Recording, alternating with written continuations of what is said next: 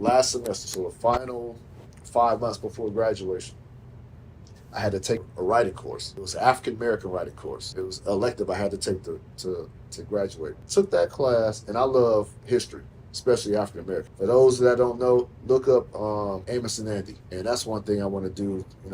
Start my own production company, do some documentaries. But Amos and Andy, legendary show back in the day in the '50s, paved the way for a lot of black TV shows nowadays. I just want to throw that out there. But this African American writing course, and I can't write. Like I couldn't tell you at that time I couldn't tell you the difference between they are, there, you are, your. So I couldn't tell you the difference. And so, but I love history. I love telling our stories. So I'm writing and writing these stories and these assignments, and I'm getting good feedback from my instructor. He was like, "Man, you're getting better." He's teaching me like the difference between these words and make a proper sentence and changing these run-on sentences and doing all that. And so he's like, "Bro, you got some talent." And I liked it. I like telling stories, like our people. You know what I'm saying? I was like, you know what? I wonder if I can transition this into writing about sports. Because that's what I like. Mm-hmm. So I would go home, watch a game on the TV, and just like write a story about it. And I would send it to different publications. They would be like, "You're talented, but you're in Fresno. We can't do nothing with you. But if you move to the NBA market, we can't hire you." Slam Magazine was the one. Can't pay you, but we can publish your work, promote you, get you out there, get your name started. I'm like, all right, cool. So I convinced my wife to move to Portland so she could do her master's, so I can go out there and pursue this dream of covering the NBA. Mm-hmm. I'm 28 at the time. I go out there, move to Portland. I picked Portland because LA was too big. I ain't never really been out of Fresno. I really thought I was going to go back. I thought I was going to give it a try and end up coming back. I picked Portland because it was a 12-hour drive. LA was too big. I couldn't think of even being in LA, like just too big, too overwhelming. You know what I mean? Sacramento, I went to junior college there for a year. I'm like, I ain't really feeling that. So I picked Portland. And here I am. So I'm credentialed to go to Blazer games, Portland Trail Blazer games at night if I need a job. Work the family. At that time, we got 3 kids. And so I'm looking for work. So here I am. I have a degree in kinesiology. And, bro, I could not find work. And I'm thinking, you hear all this stuff about get your degree, get your bachelor's, get this. And I got this, and I can't find no work. And it's like, it's tripping me out, bro. Like, and so the only work I could find is to be a security guard. So I was a security guard at a high school and a security guard at an apartment complex. Okay. I did that. And no disrespect to the security guard professionals or people that do that, but I was just in a depressed state doing it because I went to school and put all my work into trying to become a PE teacher or a head basketball coach. And I got a degree to work security. It didn't add up. Yeah. But I had to do what I had to do because I got a family.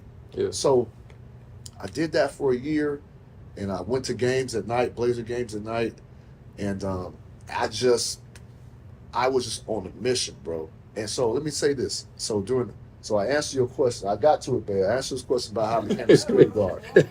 But at the midway point, when I was a security guard and working for free, covering the Blazers, Marc Spears, who's with ESPN's Anscape, he told me I need to go to the NABJ convention. That's the National Association of Black Journalists Convention. They meet up every year. It's big. About 3,000-4,000 black people all in journalism, whether you're on TV, whether you're the news anchor for local, news anchor for national, the weather person, anything behind the scenes, dealing with TV, dealing with radio, dealing with anything media, they're there. From Stephen A's to whatever. He said, go. Mm-hmm. So again, I told you how I was raised, what I seen. Mm-hmm. This was the first time ever in my life, at 28 years old, I seen 3,000 black people looking good, wearing suits, and just everybody just looking good, man. I've never seen that before. I'm meeting Stephen A. I'm meeting whoever, Stuart Scott at the time. You know what I'm saying? And I'm meeting kids, and this is what tripped me out too. I call them kids, but they're 22. I'm meeting kids at 22 who are already working at ESPN, working there, and because we got name tags and they got your job title on a name tag. So I'm looking at them. I know they just graduated not too long ago, and they saying ESPN and they're saying something producer or something. I'm like, hold on, you work at ESPN? Like, yeah, I'm executive for something, blah, blah, blah. Like, titles that I don't even know of. I've never heard of before. Yeah. And they're not TV roles, but they're nice paying roles behind the scenes, and they live in Bristol. Mm-hmm. And I'm like, what? Y'all live in Bristol? You got this job right out of college? Where I come from, graduating at 28 is normal. You know what I'm saying?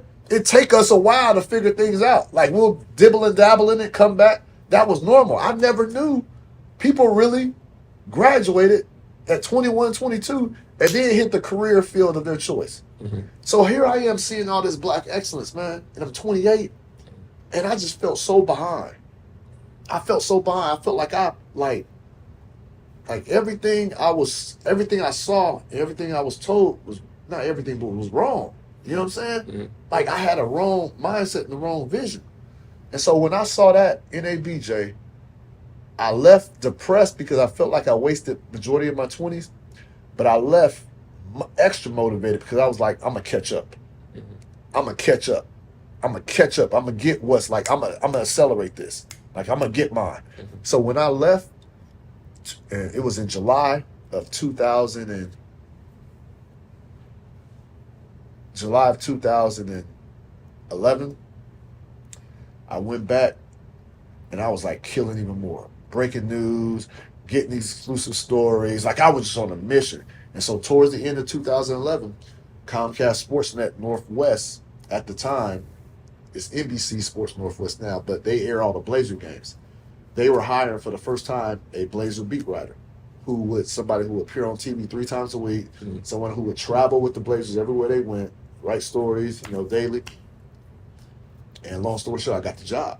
After doing that for a year for free and working as a security guard. Bro, I couldn't wait to put in my 2-week notice at that security guard. I tell you, bro, I couldn't wait, bro. I left miserable, man. Like, because where I was a security guard at it's a city called city called Molalla. All white people that's like out in the country.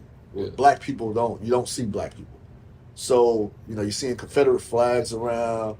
I'm getting called nigger and stuff like, I got called nigger by students and stuff like that. Mm-hmm. And so, like, I just didn't want to deal. It was just tough to deal with, man. I just felt really, it was a tough time. But, bro, I couldn't wait to quit. Got the job. And that's how my career started. So that's security guard to getting to cover the Portland Trailblazers. And I covered the Blazers for 4 years, covered the Cavs for 2 years, covered the Cavs for 2 years, and then Warriors for 2 years, and then I became national from that.